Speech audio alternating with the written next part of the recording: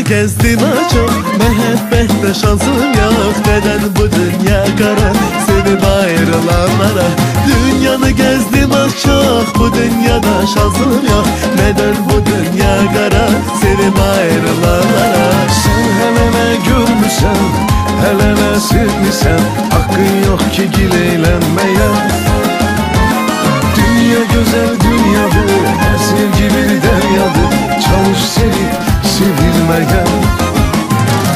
Kime gönül bağladım, seller kimi çağladım. Ayrılık oldu kısmet, mehte yazıldı hesret.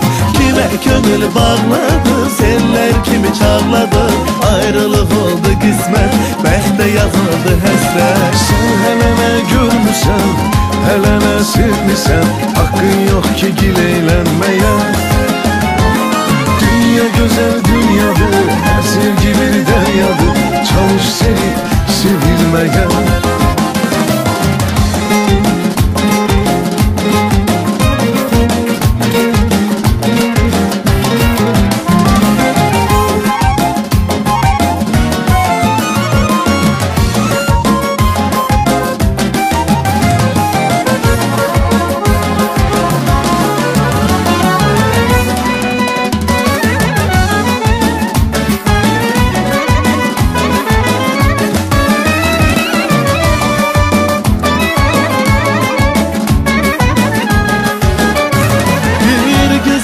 Vuruldum, çeşme kimi duruldum.